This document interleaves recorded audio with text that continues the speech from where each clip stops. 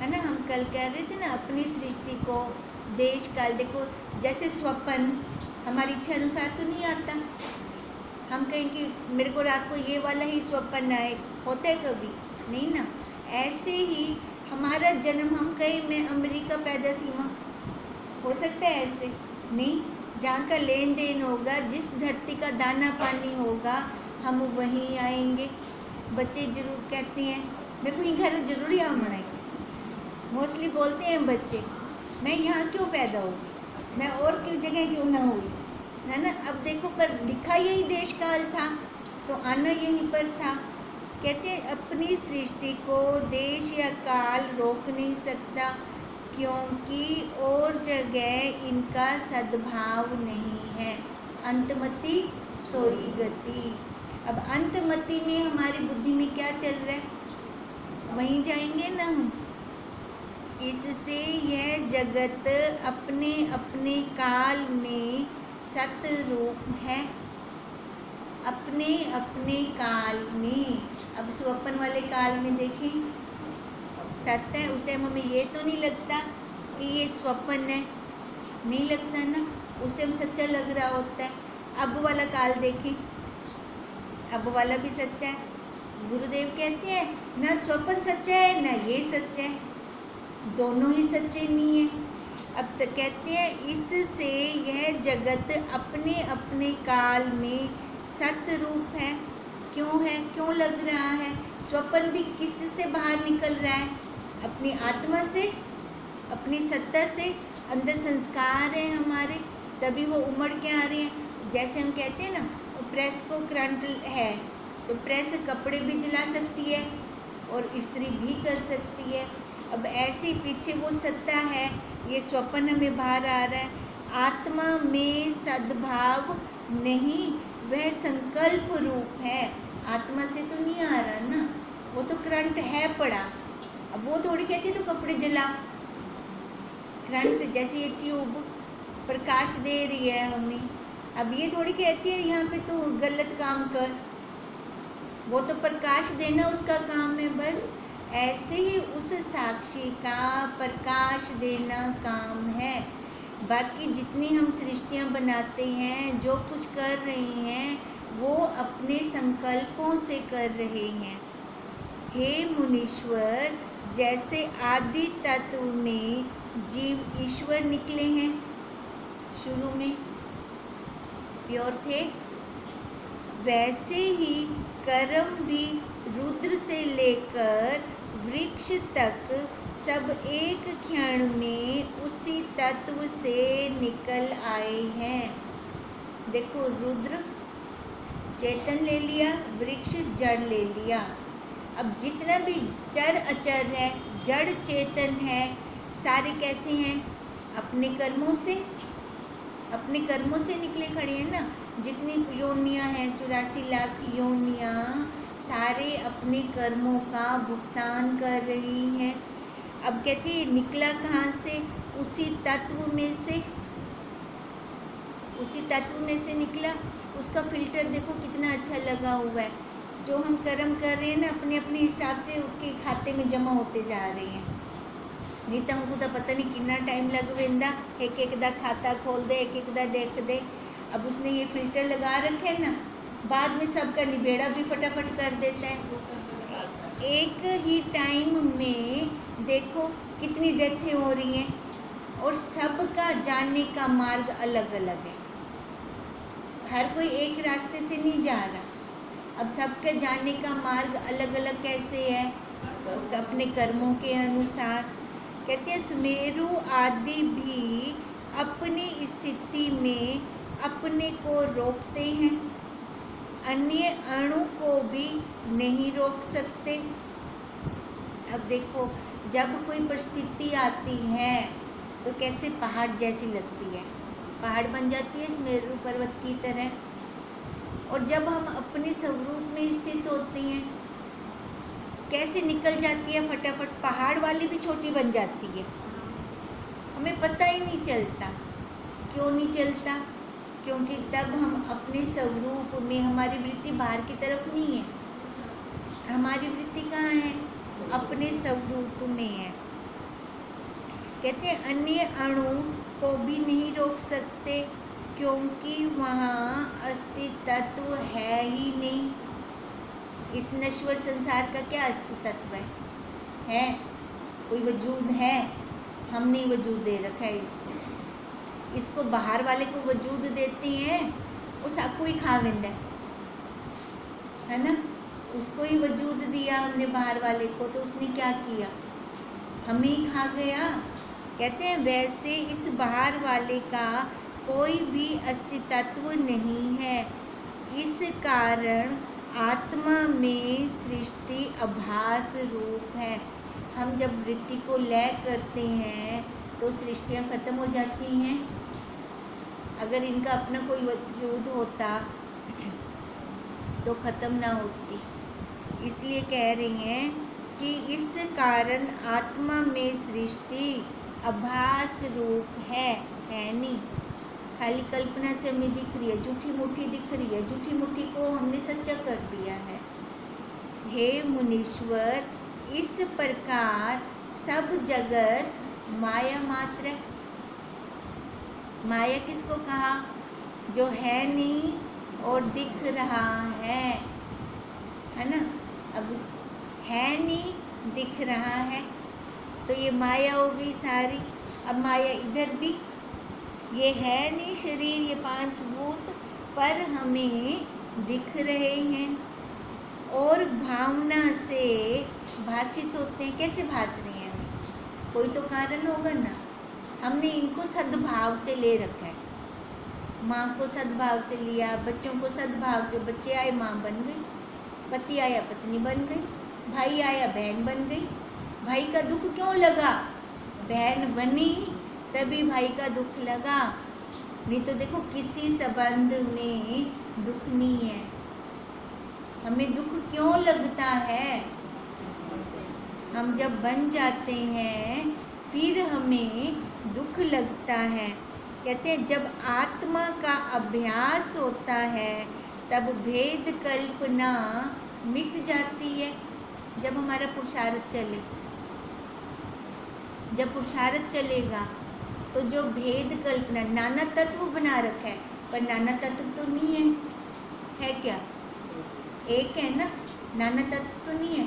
हमने बनाया है, अपनी कल्पना से बनाया है। जैसे शेख चिली बना लेता है, बहुत कुछ बना लेता है, रोता भी तो खुद है। जिस डाल पे बैठे है उसी डाल को काट रहा है।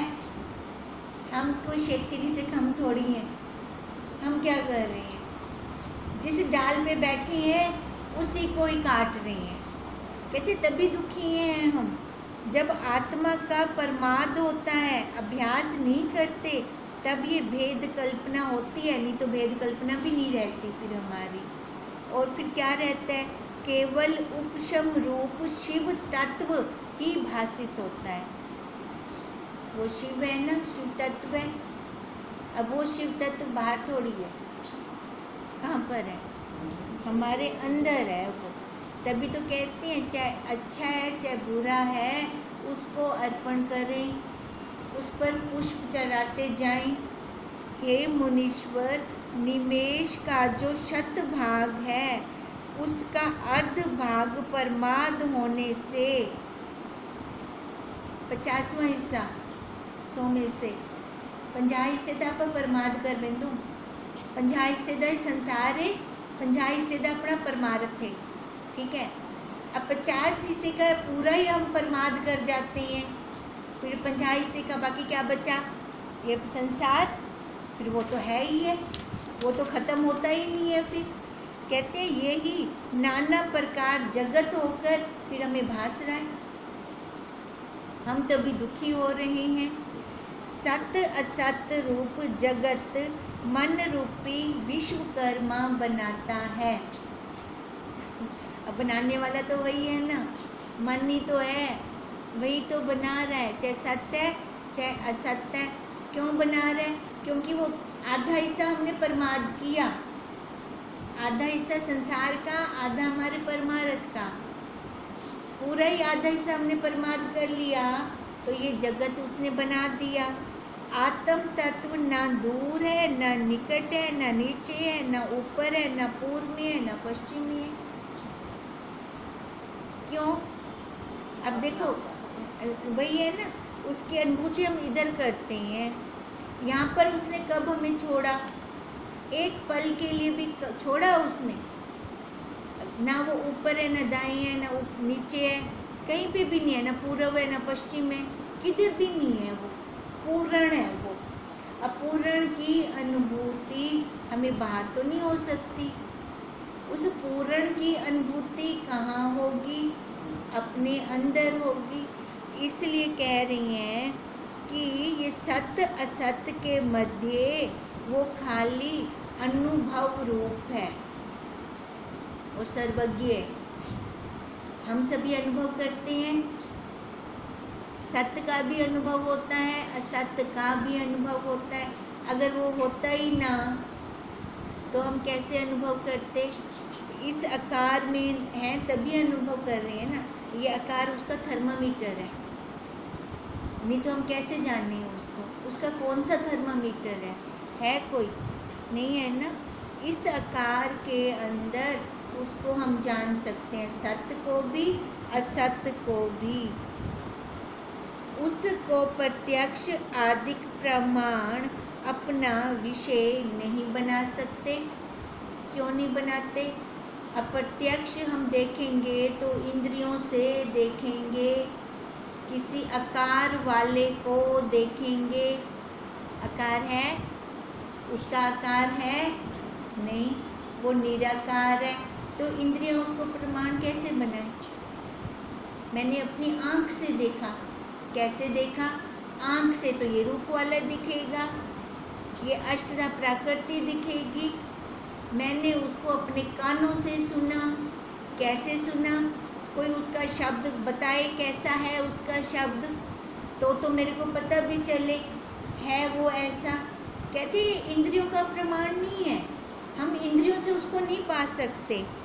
जैसे जल से अग्नि नहीं निकलती, निकल सकती है? दोनों विपरीत हो गए ना, जल भी और आग भी। हे मुनीश्वर, जो कुछ तुमने पूछा था सो मैंने कहा।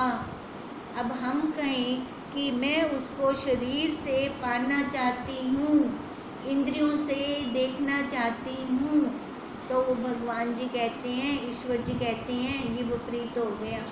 जल और अग्नि का उदाहरण दे दिया उन्होंने। जैसे जल और अग्नि दोनों इकट्ठे नहीं रह सकते, ऐसे स्थूल और वो सूक्ष्म, साकार और निराकार कैसे हम दिखाएं, कैसे इकट्ठे रहें? दोनों इकट्ठे नहीं रह सकते। सूक्ष्मता से सूक्ष्मता को ही पाया जा सकता है, स्थूल से स्थूलता को पाया जा सकता है। अब स्थूलता से जो भी जितने भी बाहर के पदार्थ हैं उनको हम इन स्थूल इंद्रियों से देख सकते हैं, सुन सकते हैं, सूंघ सकते हैं, स्पर्श कर सकते हैं, रस ले सकते हैं। उस निराकार का तो खाली अनुभव कर सकते हैं। बताओ, अनुभव करने के लिए कौन सी इंद्री ली? कोई इंद्री ली हमने अनुभव के लिए? तभी शिव जी ने कहा कि जो कुछ तुमने पूछा था वो सब मैंने बताया। क्या पूछा था वशिष्ठ जी ने? कि ये जितना भी पैदा हुआ है अनंतर, ये कैसे उसने अपने आप को वही जान लिया? जीव था तो ब्रह्म, उसने ये अनंत कैसे मान लिया अपने आप को, और उसमें वो स्थित कैसे हो गया? अब शिव जी ने क्या आंसर दिया? कैसे स्थित हो गया? अपने भावों से, है ना। जैसे उन्होंने स्वप्न का भी उदाहरण दे दिया, देश काल का भी उदाहरण दे दिया कि हमें अपनी मर्जी से स्वप्न नहीं आता, पर जो संस्कार अंदर होते हैं उसके अनुसार स्वप्न बाहर आता है। और जैसे कर्म होते हैं वैसे ही देश काल मिलता है, और वैसे ही देश काल मिलता है तो मतलब आकार है ना। आकार है तभी तो उसके लिए देश और काल हुआ। अब शिव जी ने कहा जैसा तुमने पूछा था सो मैंने कहा, उसमें चित्त लगाने से तुम्हारा कल्याण होगा। इतना कह सदाशिव बोले कि अब हम अपने वांछित स्थान को जाते हैं, चलो पार्वती अपने स्थान को चले। इतना कहकर वशिष्ठ जी बोले, हे राम, जब इस प्रकार ईश्वर ने कहा तब मैंने अर्घ्यपाद से पूजन किया और ईश्वर भी पार्वती और गणों को लेकर आकाश मार्ग को चले। जब तक मुझको देख पड़ते रहे तब तक मैं उनकी ओर देखता रहा। फिर अपने स्थान में कुशासन पर आकर बैठा और जो ईश्वर ने उपदेश किया था वह मैं अपने मन में विचारने लगा। अब यही की यही सारी क्रिया राम जी कर रहे हैं, जैसे वशिष्ठ जी ने की थी। इति श्री योग विशिष्ट निर्वाण प्रकरणे परमार्थ विचारो नाम 41वां सर्गा समाप्त। अब कहते हैं ऐसे की ऐसी सारी क्रिया हमें करनी चाहिए। अब जैसे वो विचार करते हैं ना, ऐसे हम भी विचार कर रही हैं अपने स्वरूप का। अगर विचार करते हैं फिर तो कोई परिस्थिति लगेगी नहीं और अपना काम जल्दी बन जाएगा। वशिष्ठ जी बोले, हे राम, जो कुछ ईश्वर ने मुझसे कहा आप भी जानता था, वो मैं जानता था पहले ही, और तुम भी जानते हो। राम जी भी तो वही प्रश्न कर रहे हैं। यह जगत भी असत्य है और देखने वाला भी असत्य है। अब ये जगत भी असत्य और देखने वाला भी असत्य। अब कैसे देखा जा रहा है? ये इंद्रियों से है ना, तो ये भी असत्य हो गया। इस माया रूप जगत में मैं तुमसे सत्य क्या कहूँ? बताओ, सत्य क्या क्या कहें?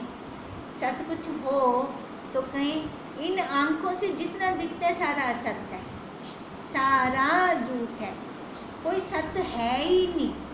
सत्य तो खाली अनुभव है, उसको हम दिखा नहीं सकते, उसको हम वाणी से बयान नहीं कर सकते, फिर भी हम उसको शब्दों में लाने की कोशिश कर रही हैं, उसको अनुभूति रूप करें, इसकी कर रही हैं कि अनुभव हो वो हमें, वो उसके इर्द गिर्द घूम रही हैं। कहती है देखने वाला भी असत्य है।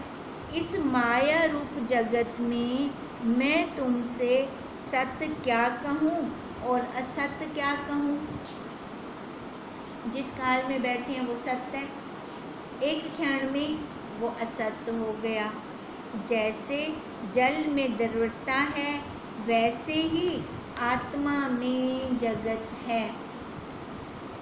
जल एक जगह टिका, प्रवाह हो रहा है ना, हो रहा है। ऐसे ही अब इसको देखें, अब इस शरीर में है, अब इस शरीर के बाद हमारा पुरुषार्थ होगा तो लय हो जाएगी, नहीं तो कुछ और शरीर में आ जाएगी।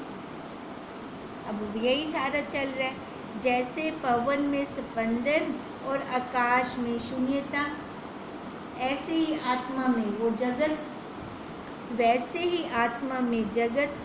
हे राम, जो कुछ पतित प्रवाह से प्राप्त होता है उसी से मैं देव अर्चन करता हूँ।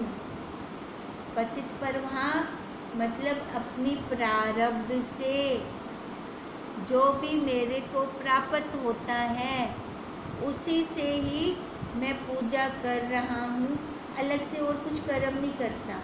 अब पतित प्रवाह क्या हो गया?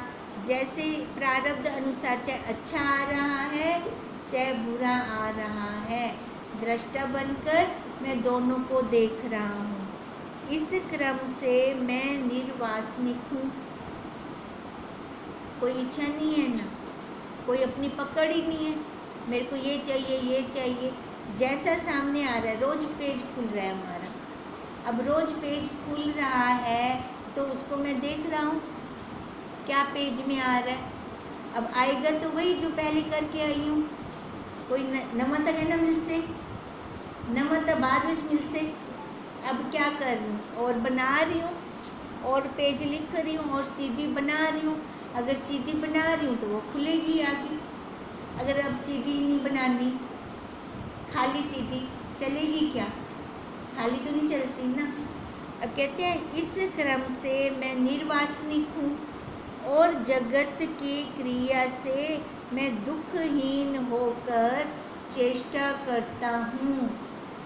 जगत की क्रिया से दुखहीन होकर मैं चेष्टा करता हूँ। उन्होंने दुखहीन क्यों कहा?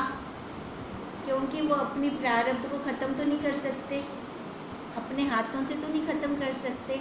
वो प्रसंग याद है, वो जो अपनी जांघ पे चौपट बनाकर बच्चे चौपट बनाते थे और खेलते थे, लहूलुहान हो जाते थे। तो किसी संत ने उनको कहा भी जिस घर में रहते हैं वहाँ पे ध्यान रखना पड़ता है, ऐसे नहीं छोड़ते। तो उन्होंने क्या उत्तर दिया था? कितनी तो धर्मशाला में बदल आया हूँ, अब कितनी मैं सांभ करूँगा एक एक धर्मशाला की। अब उनका कहने का क्या मतलब था कि इस शरीर की प्रारब्ध को मैं ख़त्म कर रहा हूँ। इस शरीर की प्रारब्ध ख़त्म होगी तभी तो वो पांचों भूतों में लय हो जाएंगे। अब इनका भी ऐसे कहना है कि जो अपने स्वरूप में आ जाता है, निर्वासनिक हो जाता है, वो जगत की क्रिया से मैं दुखहीन होकर चेष्टा करता हूँ। फिर मतलब अपनी ख़त्म करने की रहती है। वहाँ पे ना दुख वाला भाव होता है ना सुख वाला भाव होता है। अब ऐसा तो नहीं कि ज्ञान हो जाए, ज्ञान होते ही शरीर खत्म हो जाए, होगा? जितनी उसकी प्रारब्ध होगी वो तो भोगेगा ना। व्यवहार करता देख पड़ता हूँ तो भी मैं शांत रूप हूँ और यथा प्राप्त अचार रूपी फूल से आत्मा की देव से आत्मदेव की अर्चना करता हूँ। अब व्यवहार करते हुए तो वो दिखते हैं, अब व्यवहार करते हुए दिख रहे हैं, पर वो कौन सी स्थिति में हैं, कैसे व्यवहार कर रहे हैं? ज्ञानी की मति ज्ञानी जानी। हमें तो लगेंगे सारा कुछ तो कर रही हैं, वैसे खा रही हैं, वैसे सो रही हैं, वैसे सारा व्यवहार हो रहा है, पर वो कहाँ स्थित हैं? उनकी स्थिति कैसी है, कैसे वो व्यवहार कर रही हैं? वो अपने साक्षी आप है, हम तो नहीं जान सकते ना। हम क्या करेंगे और राग द्वेष लेकर आ जाएंगे और उनके प्रति कुछ ना कुछ भाव बनाकर आ जाएंगे। हमारे मन के अंदर क्या होता है, जो ज्ञानवान होते हैं ना, हमारे ऐसे भाव होते हैं, वो बस एक जगह बैठे रहे, सत्संग करते रहे, उनको जैसे व्यवहार घर वाला होता है वहाँ से हम उनको वैसा देखना ही नहीं चाहते, वैसा उनकी क्रिया को हम अपने अंदर ऐसे कोई इमेज ही नहीं बनाना चाहते। हम उनकी इमेज कैसे बनाना चाहते हैं? एकदम प्योर, साफ सुथरी, बिना कर्म के, ऐसी इमेज बनाना चाहते हैं। बताओ तो सदा हुकुबद्रिता बंधन में डाल दिया ना। अब उनकी भी तो अपनी है ना, अपनी प्रारब्ध है, वो अपनी प्रारब्ध को खोलेंगे नहीं, उसके अंदर व्यवहार नहीं करेंगे, पर हम लोग ऐसे ही उनकी एक इमेज बना देते हैं।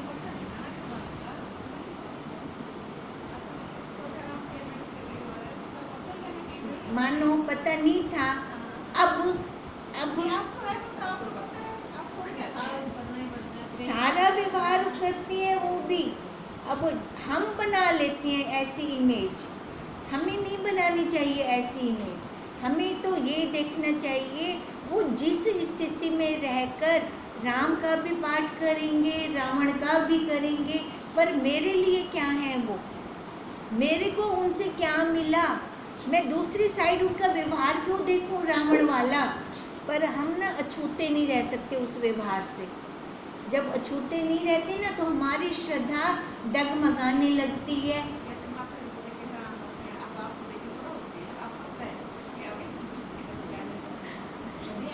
बिल्कुल ना,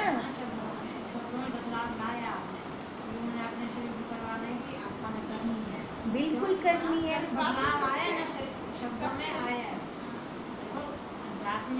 वो तो वही कर रही है, लेकिन इधर आपने थोड़ा बदलाव लाया है कि शरीर का तो है ही है, जो है शरीर का भी है, और अपने दिमाग से हमने वैसी इमेज भी नहीं रखनी क्योंकि वो भी तो अपनी प्रारब्ध को ख़त्म करेंगे ना, उनकी भी तो अपनी प्रारब्ध है।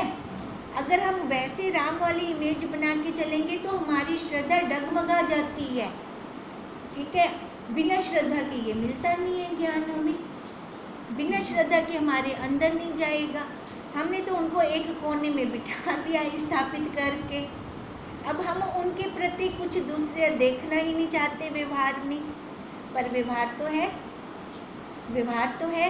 जब तक ये आकार है, आकार का आप लोगों का व्यवहार है तो उनका व्यवहार नहीं है, है ना, उनका भी है ना। तो ये बुद्धि भी हमें होनी चाहिए। ये बुद्धि ना होने के कारण हम पीछे हट जाते हैं, अपनी श्रद्धा को तोड़ देते हैं। तभी हम कहते हैं देखो, सबसे ज़्यादा फायदा साथ रहने वालों को भी होता है और सबसे ज़्यादा नुकसान उनको भी होता है। क्यों होता है? क्योंकि वो व्यवहार में फंस जाते हैं। अपने दूसरी उनकी वो ज्ञान वाली स्थिति तो देखा, फिर जब उनको रावण के पार्ट ने देख लिया, उनकी श्रद्धा डगमगा गई। अब जहाँ श्रद्धा डगमगा गई वहाँ पे बेड़ा गर्क हो गया। नहीं तो जो उनसे दूर रहते हैं वो पा जाते हैं। होता है ये अंतर। तो इसका मतलब साधक को बुद्धि वाला होना चाहिए, इतनी बुद्धि होनी चाहिए साधक के अंदर कि जिन्होंने हमें ज्ञान दिया, जिन्होंने हमें इस संसार से बाहर निकाला, तो वो क्या हमें अपने व्यवहार को वो वैसे करेंगे? इतनी तो अनुभूति होती है हमें, पर हमें समझ ना होने के कारण हम डगमगा जाते हैं। इसलिए ये शब्दों में लाना पड़ता है कि गुरुदेव के प्रति हमारी श्रद्धा कभी भी ना डगमगाए, क्योंकि वहाँ से ही हमें सारा कुछ पाना है। अब इसलिए तो कह रही हैं कि वो कैसे व्यवहार कर रही हैं। व्यवहार करता पड़ता है तो भी शांत रूप हैं और यथा प्राप्त आचार रूपी फूल से आत्मदेव की अर्चना करते हैं, है ना। वो हम अपने साक्षी आप हैं। हम कैसे व्यवहार कर रहे हैं? व्यवहार करने की जगह किसी से लड़ना है, किसी को थप्पड़ मारना है, किसी को डांटना है, डांटेंगे। अब ज्ञानी हो गए तो क्या चुपचाप बैठा रह से मुख बनते कोई क्रिया के ना कर से करेगा ना क्रिया भी। पर अगर उन्होंने कुछ भी किया, हमारी श्रद्धा हिल गई वहाँ से। अपनी बुद्धि को साधना है हमें। हमारी बुद्धि कैसी होनी चाहिए? कहते हैं मुझको छेद भेद कोई नहीं होता। अब ये अपनी स्थिति बता रहे हैं ज्ञानवान की, उनको छेद भेद किसी में नहीं है। हे राम, विषयों और इंद्रियों का संबंध सब जीवों को बराबर है। वो भी पांच भूतों के अष्ट प्रकृति, हमारी भी अष्ट प्रकृति। जैसे हमारे विषयों हैं, इंद्रियों के विषय हैं, वैसे उनके भी हैं इंद्रियों के विषय। पर वो इंद्रियों के विषय का भोग करके थू कर देते हैं, उसमें रम नहीं जाते, चिपक नहीं होती उनकी। हमारी क्या होती है? हमारी चिपक होती है। फिर हम क्या कहते हैं, ऐसा तो छोड़ नहीं सकते, बाकी वो छोट वैसे। हमारी बुद्धि फिर ऐसे चलती है ना, क्योंकि हमें जितना अपने लिए ज्ञान होता है उतना ही हम सामने वाले के लिए अनुमान लगा सकते हैं, उससे ज़्यादा तो नहीं लगा सकते। अब कहते हैं विषयों और इंद्रियों का संबंध सब जीवों का बराबर है, पर जो ज्ञानवान है वो सावधान रहते हैं। सबका उपभोग भी कर लिया और छी भी कर दिया, कर छी करके छोड़ भी दिया। और जो कुछ देखते, सुनते, बोलते, खाते, सूंघते और स्पर्श करते हैं, उससे आत्म तत्व की वो अर्चना करते हैं। जैसे गोपियों ने कहा था ना, कृष्ण जी ने कहा था, उसको कह दो यमुना को, अगर कभी भी कृष्ण जी ने छल नहीं किया है ना तो रास्ता दे देंगे। तो गोपियों के मन में क्या भाव आ रहा था, सबके साथ तो अब देखो उसी भाव से उन्होंने कहा तो पानी और भी ऊंचा आने लगा। बाद में उन्होंने क्या कहा, कृष्ण भी सच्चा है ना, उसने जो कहा वो भी सच्चा था। वो यमुना नदी नीचे होने लग गई। अब देखो नदी तो पार कर गई, बाद में क्या कहते, वो भी झूठा वो भी झूठी। अब देखो अब आगे जहाँ गए थे खाना लेकर, अब उन्होंने भी ऐसे कहा कि अगर मैंने कभी ना खाया हो तो उसको बोलना वो रास्ता दे देगी यमुना नदी।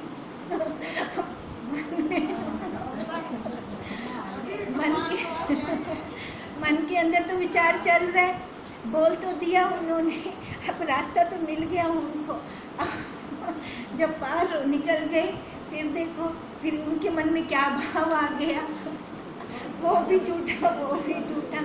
अब मतलब हम अपने हमारे जैसा भाव है हम उतना ही ले सकते हैं ना। अब कृष्ण जी किस भाव में है, वो छल भी कर रही है तो भी किस भाव से कर रही है वो हम नहीं जान सकते। अब जिनको वो खाना देने गए थे उन्होंने खा भी लिया, खाया तो किसको खिलाया, है ना, वो हम नहीं देख पाए।